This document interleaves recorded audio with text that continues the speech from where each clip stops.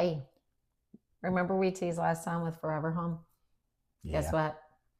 So my grandparents, they bought one house. They lived in it their entire life. My ex was military. We did not, you know. Yeah. I, So I think that's a generational thing. My yeah, grandparents bought a house in Bethesda, Maryland, and they mm, were there from the time they were out of the Army mm, until the time my grandmother passed away in that house.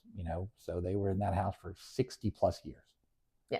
So, but most people aren't.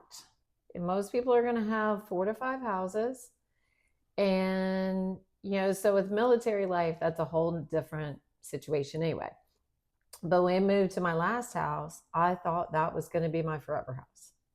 Um, didn't really foresee a divorce, but that's again whole nother video series.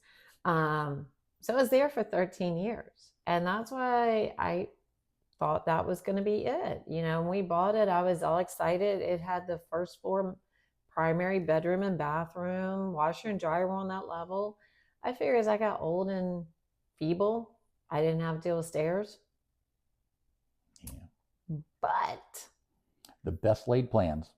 life has a way of saying surprise. And so you know, and I talk with clients all the time, and they are very much the same mindset. My early buyers are like, oh, this will be my forever home. Like, no, it's not. No. The average is 4 to 7 years right Mm-hmm. now living in a home. Mm-hmm. And so when you're looking at your house now, think about where you want your life to be next year, in 2 years, 3 years, 5 years, 10 years, and see, is it still giving you the lifestyle you want, the quality of life you want? And if the answer is no, Absolutely. we need to have a conversation. And, but just life has a way of making forever different. And most of the time when you do that, you step back and go, okay. That's all you can do. Mm-hmm. Life happens while you live it. Yeah. And even my mom, she thought she was going to be in our townhouse forever, but she ended up changing to a one-level house because that was better for her as her body started going, I don't like stairs. And then also, I hate to say it, in my mom's case, her move was also dictated because the neighborhood around her changed to a way that she did not want to stay there. So, and sometimes even the best neighborhoods, when you moved into them 10, 20 years ago, may not be the best neighborhood I was thinking that exact same thing. now. Yeah. I'm a rural type person. I like Yeah. being outside in the country and having some Mm. space. And, the city came to us. We didn't go to the city. So Yeah. we had to move again. Mm. And, now that's where I'm at right now. My next Yeah. move will be a little further away from the city. Not mine. It'll probably be closer. I know you're a city girl. I'm a city girl. Yeah. It's the only thing I like about the rural life is the cowboy boots. Mm-hmm. And horseback riding. But I can visit that.